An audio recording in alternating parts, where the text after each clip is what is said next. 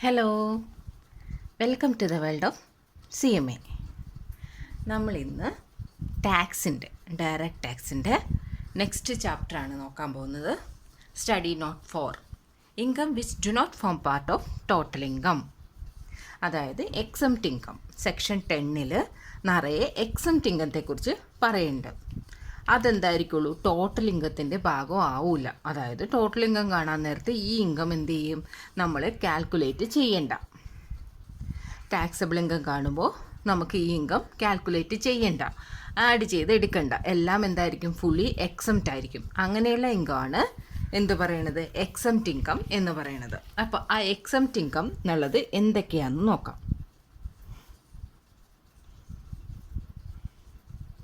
Exempt ഇൻകത്തെക്കുറിച്ച് പറയണത് section 10-ലാണ്. Exempt ഇൻകത്തെക്കുറിച്ച് പറയണത് section 10-ലാണ്.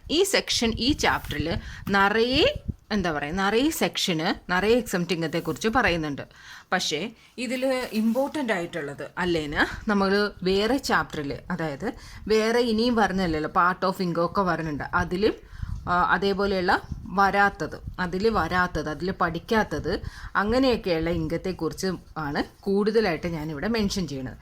ഇപ്പോൾ ഇതിൽ നോക്കുകയാണെന്നുണ്ടെങ്കിൽ നിറയെ കൊടുത്തിട്ടുണ്ട്, നമ്മുടെ ചാപ്റ്ററിൽ നിറയെ കൊടുത്തിട്ടുണ്ട്. അപ്പോൾ അതിനെക്കുറിച്ചൊക്കെ ഞാൻ ഇതിൽ ഡീറ്റെയിൽഡ് ആയിട്ട് പറഞ്ഞ് പോകുന്നില്ല. അതായത് ഫോർ എക്സാമ്പിൾ ഇപ്പോൾ പറയുകയാണിത് കമ്മ്യൂട്ടേഷൻ ഓഫ് പെൻഷൻ 10A പറഞ്ഞ, ലീവ് എൻഗേജ്മെൻറ്റ് 10A പറഞ്ഞ, ഇതെല്ലാം നമ്മൾ ഇനി പറഞ്ഞ ചാപ്റ്ററുകളിൽ ഡീറ്റെയിൽഡായിട്ട് പഠിക്കുന്നുണ്ട്. അതുകൊണ്ട് ഞാൻ എന്ത് ചെയ്യണില്ല, ഈ ഒരു ചാപ്റ്ററിൽ അതിനെക്കുറിച്ച് പറഞ്ഞ് സമയം കളയണില്ല. അപ്പോൾ അതുകൊണ്ട് തന്നെ നമുക്ക് അങ്ങനെ അല്ലാത്ത ഇൻകം എന്നാൽ ഇമ്പോർട്ടൻ്റ് ആയിട്ടുള്ളത്, വാരി വലിച്ചു ഇങ്ങനെ കുറേ പഠിച്ചിട്ട് കാര്യമില്ലല്ലോ, നമുക്ക് ഇമ്പോർട്ടൻ്റ് ആയിട്ടുള്ള കുറച്ച് എക്സംഷനെ കുറിച്ച് നമുക്ക് പഠിക്കാം. ഓക്കെ, നിറയെ ഉണ്ട് ഇതിൽ. അതിൽ നമുക്ക് ഇമ്പോർട്ടൻ്റ് ആയിട്ടുള്ളത് മാത്രം നമുക്ക് പഠിക്കാം. ഓക്കെ, അപ്പോൾ ഇനി ഫസ്റ്റ് വൺ. അപ്പോൾ എന്താണ് എക്സംപ്റ്റ് ഇൻകം എന്നുള്ളത് നമ്മൾ പഠിച്ചല്ലോ അല്ലേ. നമ്മൾ ടോട്ടൽ ഇൻകത്തിൽ പെടാത്തത്, അതായത് ടോട്ടൽ ഇൻകത്തിൻ്റെ ഭാഗമായിരിക്കില്ല.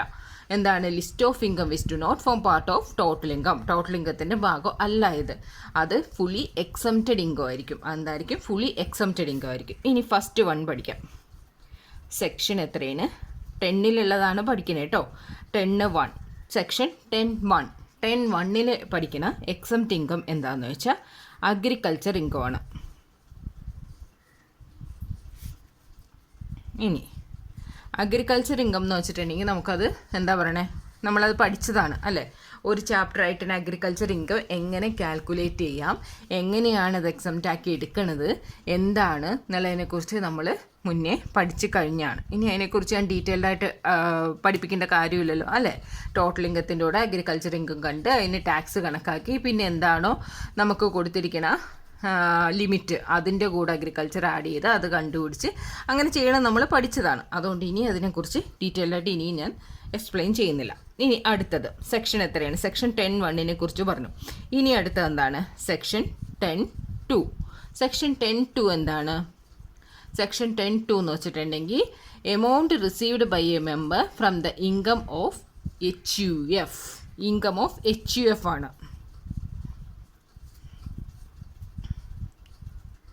ഇൻകം ഓഫ് HUF, അതായത് HUFൻ്റെ ഇൻകം എന്തായിരിക്കുള്ളൂ, HUFൻ്റെ ഇൻകം എന്ന് വെച്ചിട്ടുണ്ടെങ്കിൽ HUF എന്ന് വെച്ചാൽ എന്താണ്, ഹിന്ദു അൺഡിവൈഡഡ് ഫാമിലി എന്ന് പറഞ്ഞാൽ, അതായത് ഒരു കൂട്ടം, അതെ എല്ലാവർക്കും കൂടി അവകാശപ്പെട്ടിട്ടുള്ള ഇൻകം ആയിരിക്കുള്ളൂ. അത് എന്തായിരിക്കും, ഇമ്പാർഷ്യബിൾ ഇൻകം ആയിരിക്കും, അതായത് പാർട്ടീഷൻ ചെയ്യാത്ത ഒരു ഇൻകം ആയിരിക്കും. അങ്ങനെ വരുന്ന ഇൻകം. അപ്പോൾ അതെന്തായിരിക്കും, ഇങ്ങേർക്ക് അതിൽ അവകാശമുണ്ട്, ഒരാൾക്ക് അതിൽ അവകാശമുണ്ട്, പക്ഷേ അത് എല്ലാവർക്കും കൂടിയാണ് കിടക്കുന്നത് അല്ലേ. ഒരാൾക്ക് തനിച്ചൊന്നും ചെയ്യാനായിട്ട് പറ്റില്ല.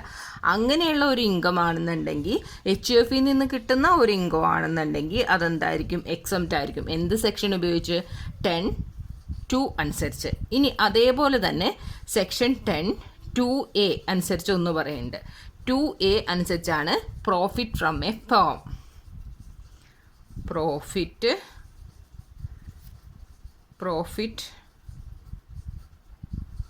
From a firm. Share of profit ആണ്. പ്രോഫിറ്റ് എന്ന് ഉദ്ദേശിക്കുന്നത് ഷെയർ ഓഫ് പ്രോഫിറ്റ് ആണ്. Share of profit from a ഫേമിൽ നിന്നുള്ള ഷെയർ ഓഫ് പ്രോഫിറ്റ്. അതും എന്താണ്, ഒരു ഫേമിൽ നിന്ന് കിട്ടുന്നതാണ് അല്ലേ. ഒരു ഫേമിൽ നിന്ന് കിട്ടുന്ന ഇൻകം ആയതുകൊണ്ട് തന്നെ എന്തായിരിക്കുള്ളൂ, അതും എക്സംപ്റ്റ് ആയിരിക്കും. പാർട്ട്ണറുടെ കയ്യിൽ എന്തായിരിക്കുള്ളൂ, share of profit from a ഫേമിൽ നിന്ന് കിട്ടുന്ന ഷെയർ ഓഫ് പ്രോഫിറ്റ് പാർട്ട്ണറുടെ കയ്യിൽ എന്തായിരിക്കും, എക്സംപ്റ്റ് ആയിരിക്കുള്ളൂ. ഇനി അടുത്തത് സെക്ഷൻ 10(4) അല്ലെങ്കിൽ 4B രണ്ടും ഇതുണ്ട്.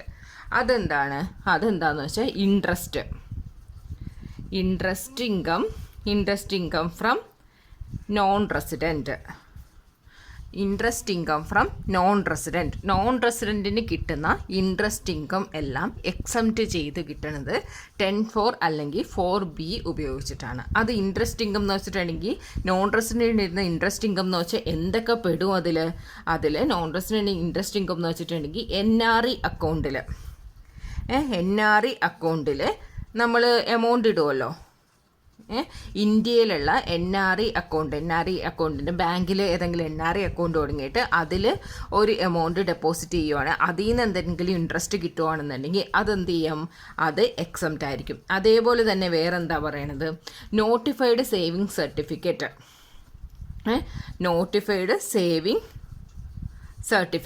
NSC notified saving certificate. ആ നോട്ടിഫൈഡ് സേവിങ് സർട്ടിഫിക്കറ്റിൽ ഇഷ്യൂ ചെയ്തിരിക്കണം, പക്ഷേ അതിൽ നിന്നുള്ള ഇൻട്രസ്റ്റ് അത് ഇഷ്യൂ ചെയ്തിരിക്കണം എപ്പോഴായിരിക്കണമെന്നറിയാവോ, അത് ഇഷ്യൂ ചെയ്തിരിക്കണം ബിഫോർ 2002, അതായത് 2002 മുന്നേ ആയിരിക്കണം നോട്ടിഫൈഡ് സേവിങ് സർട്ടിഫിക്കറ്റിൽ ഡെപ്പോസിറ്റ് ഇഷ്യൂ ചെയ്തിട്ട് അതിൽ ഇൻട്രസ്റ്റ് കിട്ടുന്നത്. ഇൻട്രസ്റ്റ് എപ്പോഴും കിട്ടാം, പക്ഷേ അത് ഇഷ്യൂ ചെയ്യുന്നത് എപ്പോഴായിരിക്കണം, 2002 മുന്നേ ആയിരിക്കണം. അത് ആരായിരിക്കണം, സെൻട്രൽ ഗവൺമെൻറ് ആയിരിക്കണം. സെൻട്രൽ ഗവൺമെൻറ് NRIക്ക് എന്ത് ചെയ്യണം, NRIക്കോ അല്ലെങ്കിൽ പേഴ്സൺ ഓഫ് ഇന്ത്യൻ ഒറിജിനോ ആർക്കെങ്കിലും, NRIക്ക് ആവാം, പേഴ്സൺ ഓഫ് ഇന്ത്യൻ ഒറിജിൻ ആവാം, ആർക്ക് വേണമെങ്കിലും സെൻട്രൽ ഗവൺമെൻറ് ഇഷ്യൂ ചെയ്തിരിക്കണം. അതെന്നാണ് ഇഷ്യൂ ചെയ്യുന്നത്, 2002 മുന്നേ ആയിട്ട് ഇഷ്യൂ ചെയ്തിട്ടുണ്ട് നോട്ടിഫൈഡ് സേവിങ് സർട്ടിഫിക്കറ്റിൽ. ഇനി അതേപോലെ തന്നെ ഒരെണ്ണം പറഞ്ഞതാണ് interest on specified security on bonds. അപ്പോൾ മൂന്നാമത് എന്താണ്, interest on specified security on bonds. അതായത് അതിൽ എന്ത് ചെയ്യുന്നു, ഇതിൽ നിന്നുള്ള ഇൻട്രസ്റ്റ് കിട്ടുകയാണ്. അത് interest on specified security on bonds including premium on redemption of such bonds. അതിൻ്റെ premium on redemption of such bonds, ആ പ്രീമിയം ഓൺ റിഡംഷനും ഇതിൽ ഇൻക്ലൂഡഡ് ആണ്. അപ്പോൾ എന്തൊക്കെയാണ് പറയുന്നത്, ഇൻട്രസ്റ്റ് NRIക്ക് കിട്ടണ ഇൻട്രസ്റ്റ് എല്ലാം എക്സംപ്റ്റ് ചെയ്ത് കൊടുക്കുന്ന സെക്ഷനാണ് 10(4) അല്ലെങ്കിൽ 4B എന്ന് പറയുന്നത്. എന്തെല്ലാം ഇൻട്രസ്റ്റ് ആണ്, NRE അക്കൗണ്ടിൽ ഡെപ്പോസിറ്റ് ചെയ്തിട്ട്, ഇന്ത്യയിലുള്ള NRE അക്കൗണ്ടിൽ ഡെപ്പോസിറ്റ് ചെയ്തിട്ട് അവിടെ നിന്ന് കിട്ടുന്ന ഇൻട്രസ്റ്റ്. അതേപോലെ തന്നെ എന്താണ്, നോട്ടിഫൈഡ് സേവിങ് സർട്ടിഫിക്കറ്റ്, അതായത് സെൻട്രൽ ഗവൺമെൻറ് NRIക്ക് ഇഷ്യൂ ചെയ്യുന്ന നോട്ടിഫൈഡ് സേവിങ് സർട്ടിഫിക്കറ്റിൽ നിന്നുള്ള ഇൻട്രസ്റ്റ്. ആ നോട്ടിഫൈഡ് സേവിങ് സർട്ടിഫിക്കറ്റ് ഇഷ്യൂ ചെയ്യുന്നത് 2002 മുന്നേ ആയിരിക്കണം. അതേ ഒരു നിബന്ധന മാത്രമേ ഉള്ളൂ. പിന്നെ അടുത്തതാണ് സ്പെസിഫൈഡ് സെക്യൂരിറ്റി ബോൺസ്. ഇൻട്രസ്റ്റ് അതിൽ നിന്ന് കിട്ടുവാണെന്നുണ്ടെങ്കിൽ അതിൽ നിന്ന് കിട്ടണ പ്രീമിയം ഓൺ റിഡംഷൻ ആണെന്നുണ്ടെങ്കിലും അതും എക്സംപ്റ്റ് ആണ്. അപ്പോൾ 10(4) പഠിച്ചു അല്ലേ, 10(1), 10(2), 10(2A), 10(4) അല്ലെങ്കിൽ 4B പഠിച്ചു. ഇനി അടുത്തത് പറയുന്നതാണ് സെക്ഷൻ 10(6). സോറി, എനിക്ക് തൊണ്ടയ്ക്ക് കുറച്ച് പ്രോബ്ലം ഉണ്ട്, അതുകൊണ്ടാണ് സൗണ്ട് ഒരുമാതിരി ഇരിക്കുന്നത്. ഓക്കെ, ഇനി 10(6) അനുസരിച്ച് എന്താണ് പറയണത്, remuneration to person who is not a citizen of India in certain cases. അതായത് നമ്മുടെ ഇന്ത്യൻ സിറ്റിസൺ അല്ലാത്തവർ നമ്മുടെ കൺട്രിയിൽ വന്ന് ഏതെങ്കിലും ഒരു കാരണവശാൽ എന്തെങ്കിലും ഒരു സർവീസ് എന്തെങ്കിലും ഒന്ന് നടത്തുവാണെന്നുണ്ടെങ്കിൽ നമ്മൾ എന്ത് ചെയ്യും, അവർക്ക് റെമ്യൂണറേഷൻ കൊടുക്കും അല്ലേ. അവർക്ക് റെമ്യൂണറേഷൻ കൊടുക്കുന്നത് 10(6) പ്രകാരം എക്സംപ്റ്റ് ആണെന്നാണ് പറയുന്നത്. റെമ്യൂണറേഷൻ ടു നോൺ റെസിഡൻറ്റ് അല്ല, it's not a citizen of India. അതാണ് നോൺ റെസിഡൻറ്റ് എന്നല്ല, it's not a citizen of India. Remuneration to a person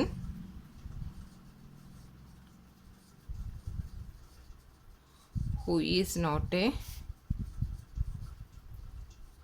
citizen of India. Okay, okay, അങ്ങനെയുള്ളവർക്ക് കൊടുക്കുന്ന റെമ്യൂണറേഷൻ. ആ റെമ്യൂണറേഷൻ എങ്ങനെയുള്ള സംഭവത്തിലാണ് വരുന്നത്? അതായത് റെമ്യൂണറേഷൻ റിസീവ് ചെയ്യണത് അങ്ങനെയുള്ള, അതായത് പറയട്ടെ, ഇപ്പോൾ നമ്മ എംബസിയിൽ, ഹൈ കമ്മീഷനിൽ, അങ്ങനെയുള്ളിടത്തൊക്കെ നമുക്ക് എന്ത് ചെയ്യും, ഇന്ത്യക്കാരല്ലാത്ത വ്യക്തികൾ വന്ന് നമുക്ക് സർവീസ് ചെയ്യും അല്ലേ? എംബസി, ഹൈ കമ്മീഷൻ അങ്ങനെയുള്ളിടത്തൊക്കെ. ആ എംബസിയിൽ, ഹൈ കമ്മീഷനിലൊക്കെ അവർ വർക്ക് ചെയ്യാൻ നേരത്ത് എന്ത് ചെയ്യും, നമ്മളവർക്ക് റെമ്യൂണറേഷൻ കൊടുക്കും അല്ലേ? നമുക്ക് വേണ്ടിയിട്ടാണ് അവർ അവിടെ നിന്ന് വന്ന് വർക്ക് ചെയ്യണം. അങ്ങനെയുള്ളവർക്ക് കൊടുക്കുന്ന റെമ്യൂണറേഷൻ എന്താണ്? എക്സംപ്റ്റ് ആണ്. അതേപോലെ തന്നെ ഒരു എന്താ പറയണം, ഒരു ഇപ്പോൾ വേറെ പുറത്തുനിന്നുള്ള ഒരു എംപ്ലോയി, അതായത് നമ്മുടെ നാട്ടിലല്ല, ഫോറിനായിട്ടുള്ള ഒരു എംപ്ലോയി എന്ത് ചെയ്യുവാണ്, നമുക്ക് വേണ്ടിയിട്ട് എന്തെങ്കിലും ഒരു സർവീസ് ചെയ്ത് കൊടുക്കുവാണ്. സർവീസ് ചെയ്യാൻ വേണ്ടിയിട്ട് നമുക്ക് ഇന്ത്യയിൽ വന്ന് നമ്മുടെ എൻ്റർപ്രൈസസ് എന്തെങ്കിലും ഒരു കമ്പനി, ഫേമിലോ ഇവിടെ എവിടെയെങ്കിലും വന്ന് ഒരു സർവീസ് ചെയ്യുവാണ്. സർവീസ് ചെയ്യാൻ നേരത്തേക്ക് നമ്മൾ അവർക്ക് എന്ത് ചെയ്യും, റെമ്യൂണറേഷൻ കൊടുക്കും. ആ റെമ്യൂണറേഷൻ കൊടുക്കുന്നതും എന്ത് ചെയ്യും, എക്സംപ്റ്റ് ആണ്. അതായത് റെമ്യൂണറേഷൻ ആർക്കാണ് കൊടുക്കുന്നത്? ടു എ ഫോറിൻ എൻ്റർപ്രൈസസ് വേണ്ടിയിട്ട്, ടു ഫോറിൻ എൻ്റർപ്രൈസസ് എന്തെങ്കിലും സർവീസ് ചെയ്തതിന് ഫോറിൻ എൻ്റർപ്രൈസസിന് റെമ്യൂണറേഷൻ കൊടുക്കുകയാണെന്നുണ്ട്. പക്ഷെ അതിന് ചില കണ്ടീഷൻ ഉണ്ട്. ആ കണ്ടീഷൻ എന്താണെന്ന് വെച്ചിട്ടുണ്ടെങ്കിൽ, ആ ഫോറിൻ എൻ്റർപ്രൈസസ് അവിടുന്ന് നമുക്ക് സർവീസ് ചെയ്യാൻ വരുമ്പോൾ അവിടുന്ന് വരുന്ന ആൾ എന്ത് ചെയ്യരുത്, 90 ഡേയ്സിൽ കൂടുതൽ ഒരിക്കലും ഇന്ത്യയിൽ സ്റ്റേ ചെയ്യാൻ പാടില്ല. 90 ഡേയ്സിൽ കൂടുതൽ ഒരിക്കലും ഇന്ത്യയിൽ സ്റ്റേ ചെയ്യാൻ പാടില്ല. അതേപോലെ തന്നെയുള്ളതാണ് രണ്ടാമത്തെ കണ്ടീഷനാണ്, എന്ത് ചെയ്യാൻ പാടില്ല, അവർ ഇന്ത്യയിൽ വരുന്ന ആ കാലയളവിൽ എന്ത് ചെയ്യാൻ പാടില്ല, ബിസിനസ്സോ പ്രൊഫഷനോ ഇന്ത്യയിൽ നടത്താനായിട്ട് അനുവദിക്കുന്നതല്ല, അങ്ങനെ നടത്താനായിട്ട് പാടില്ല. അതേപോലെ തന്നെ മൂന്നാമത്തെ ഒരു കണ്ടീഷനാണ്, ഇവർക്ക് ഏതെങ്കിലും ഒരു കമ്പനിയുടെ എംപ്ലോയർ ആയിരിക്കുമല്ലോ ഇവർക്ക് റെമ്യൂണറേഷൻ കൊടുക്കുന്നത്. ആ എംപ്ലോയർക്ക്, സാധാരണ ഒരു എംപ്ലോയർ റെമ്യൂണറേഷൻ കൊടുക്കുകയാണെങ്കിൽ എന്ത് ചെയ്യും, അവർക്ക് നമ്മൾ എന്ത് ചെയ്യും, സാലറീനെ നമ്മൾ എക്സ്പെൻസ് ആയിട്ട് കാണിക്കും അല്ലേ? ഇപ്പം ഞാൻ ഒരാൾക്ക് റെമ്യൂണറേഷൻ കൊടുക്കുകയാണെന്നുണ്ടെങ്കിൽ, ഞാൻ ആ കൊടുക്കുന്ന റെമ്യൂണറേഷൻ എനിക്ക് വരുന്ന ഒരു എക്സ്പെൻസ് ആണ്. അത് ഞാൻ എക്സ്പെൻസ് ആയിട്ട് കാണിക്കും അല്ലേ? നമ്മുടെ ലാഭത്തിൽ നിന്ന് അത്രയും കുറച്ച് കാണിക്കും. പക്ഷേ ഈ എംപ്ലോയർ ഇവർക്ക് കൊടുക്കുന്ന റെമ്യൂണറേഷൻ എക്സ്പെൻസ് ആയിട്ട് കാണിക്കാൻ പാടില്ല. ഇങ്ങനെയുള്ള 3 കണ്ടീഷൻ ഇതാക്കിയാൽ മാത്രമേ എന്ത് ചെയ്യാൻ പറ്റുള്ളൂ, ഫോറിൻ എൻ്റർപ്രൈസസ് സർവീസ് ചെയ്യുമ്പോൾ ഉണ്ടാവുന്ന കൊടുക്കുന്ന റെമ്യൂണറേഷൻ എക്സംപ്റ്റ് ആയിട്ട് 10(6) പ്രകാരം എക്സംപ്റ്റ് ആയിട്ട് കാണിക്കാൻ പറ്റുള്ളൂ. ഓക്കെ, ഇനി അടുത്തത് എന്താണെന്ന് വെച്ചാൽ ഇതേപോലെ തന്നെയുള്ളത്, അതായത് റെമ്യൂണറേഷൻ കൊടുക്കുവാണ് എന്തിനു വേണ്ടിയിട്ട്, remuneration for service rendered in connection with his employment on a foreign ship. Foreign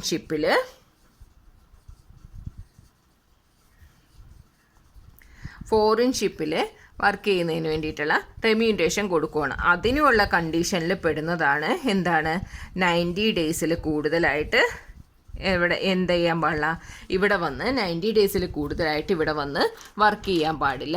ഷിപ്പിലൊക്കെ ഷിപ്പിലല്ല ആ ജോലിയൊക്കെ ചെയ്യുന്നത്, അതെല്ലാം ഓക്കെയാണ്.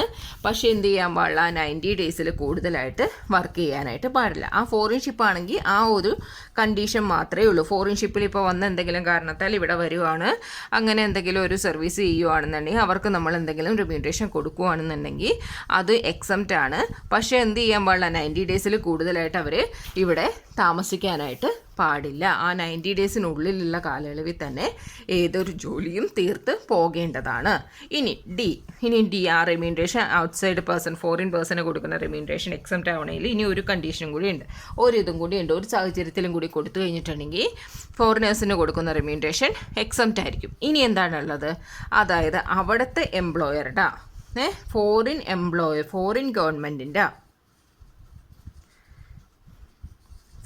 ഗവൺമെൻറ്റിൻ്റെ ഏതെങ്കിലും ഒരു എംപ്ലോയി, ഫോറിൻ എംപ്ലോയി നമ്മുടെ ഇന്ത്യൻ ഗവൺമെൻറ്റിൻ്റെ ഫോറിൻ ഗവൺമെൻറ്റിൻ്റെ എംപ്ലോയി നമ്മുടെ ഇന്ത്യൻ ഗവൺമെൻറ്റിൻ്റെ ഏതെങ്കിലും കമ്പനിയിലോ ഏതെങ്കിലും ഫേമിലോ, അതായത് ഇന്ത്യൻ ഗവൺമെൻറ് എന്ന് ഉദ്ദേശിച്ചിട്ടുണ്ടെങ്കിൽ എന്നാൽ സ്റ്റേറ്റ് ഗവൺമെൻറ് ആവാം, സെൻട്രൽ ഗവൺമെൻറ് ആയാലും ലോക്കൽ അതോറിറ്റി ആവാം, അങ്ങനെ എന്തെങ്കിലും ഒരു ഗവൺമെൻറ്റുമായിട്ട് ബന്ധപ്പെട്ട ഒരു സ്ഥാപനത്തിൽ ട്രെയിനിങ്ങിന് വരുവാണ്. ആ ട്രെയിനിങ്ങിന് വരുവാണെന്നുണ്ടെങ്കിൽ ട്രെയിനിങ് പീരീഡിൽ നമ്മളൊരു റെമ്യൂണറേഷൻ കൊടുക്കും അല്ലേ. ആ റെമ്യൂണറേഷൻ എന്താണ്, അവർക്ക് അത് എക്സംപ്റ്റ് ആണ്. ആ കൊടുക്കുന്ന റെമ്യൂണറേഷനും അവർക്ക് എക്സംപ്റ്റ് ആണ്. അപ്പം എക്സംപ്റ്റിങ്ങത്തെക്കുറിച്ച് എന്തൊക്കെയാണ് പഠിച്ച്, ഒന്ന് 10(1) അനുസരിച്ച് അഗ്രികൾച്ചർ ഇൻകം എക്സംപ്റ്റ് ആണ്, 10(2) അനുസരിച്ച് HUF കൊടുക്കുന്ന ഇൻകം എക്സംപ്റ്റ് ആണ്, 10(2) അനുസരിച്ച് ഷെയർ ഓഫ് പ്രോഫിറ്റ് ഫ്രം ഫേമിന് കൊടുക്കുന്നത്, 10(4)(4)B അനുസരിച്ച് NRIക്ക് കൊടുക്കുന്ന ഇൻട്രസ്റ്റ്. ആ NRIക്ക് കിട്ടുന്നത് എന്താണ്, NRI അക്കൗണ്ടിലുള്ളതാവാം, നോട്ടിഫൈഡ് സേവിങ് സർട്ടിഫിക്കറ്റിൽ നിന്നാവാം, സ്പെസിഫൈഡ് ബോണ്ടിൽ നിന്നുള്ള ഇൻട്രസ്റ്റ് ആവാം, അതിൻ്റെ പ്രീമിയം ഓർ റിഡംഷൻ എന്ത് വേണമെങ്കിലും ആവാം, ഇൻട്രസ്റ്റോ പ്രീമിയം റിഡംഷൻ എന്ത് വേണമെങ്കിലും ആവാം. 10(6) ആണെന്നുണ്ടെങ്കിൽ റെമ്യൂണറേഷൻ പേ ടു ഫോറിൻ ഗവൺമെൻറ്റിന് കൊടുക്കണം. ആ remuneration pay to foreign government എംബസിയോ ഹൈ കമ്മീഷനോ അവിടെ എവിടെയെങ്കിലും സർവീസിന് വന്ന ഫോറിനേഴ്സിന് നമ്മൾ കൊടുക്കുന്ന റെമ്യൂണറേഷൻ ആവാം. അല്ലാന്നുണ്ടെങ്കിൽ നമുക്ക് എന്തെങ്കിലും ഒരു സർവീസ് ചെയ്യാൻ വേണ്ടി വന്നിട്ട് അവർക്ക് കൊടുക്കുന്ന റെമ്യൂണറേഷൻ ആവാം. പക്ഷേ അവിടെ കണ്ടീഷൻ എന്താണെന്ന് വെച്ചിട്ടുണ്ടെങ്കിൽ ഒരിക്കലും 90 ഡേയ്സിൽ കൂടുതൽ അവരിവിടെ ഇന്ത്യയിൽ വന്ന് സർവീസ് ചെയ്യാൻ പാടില്ല. അതേപോലെ തന്നെ എന്ത് ചെയ്യണം, 90 ഡേയ്സ് അവർ ആ വരുന്ന കാലയളവിൽ ബിസിനസ്സോ പ്രൊഫഷനോ ഇന്ത്യയിൽ നടത്താൻ പാടില്ല. അതേപോലെ തന്നെ കൊടുക്കുന്ന എംപ്ലോയർ അവർക്ക് കൊടുക്കുന്ന സാലറീനെ റെമ്യൂണറേഷനെ എന്താവാൻ എക്സ്പെൻസ് ആയിട്ട് കണക്കാക്കാൻ പാടില്ല. ഇനി അടുത്തത് എന്താണെന്ന് വെച്ചിട്ടുണ്ടെങ്കിൽ അടുത്തത് എന്താണ്, ഫോറിൻ ഷിപ്പിൻ്റെ ഭാഗമായിട്ട് അവർ വന്ന് സർവീസ് നടത്തുകയാണെന്നുണ്ടെങ്കിൽ 90 ഡേയ്സിൽ കൂടാതെ നോക്കണം. അതായത് 90 ഡേയ്സിനുള്ളിൽ തന്നെ വന്ന് പോയി സർവീസ് നടത്തുകയാണെന്നുണ്ടെങ്കിൽ അവർക്ക് കൊടുക്കുന്ന റെമ്യൂണറേഷനും എക്സംപ്റ്റ് ആയിരിക്കും.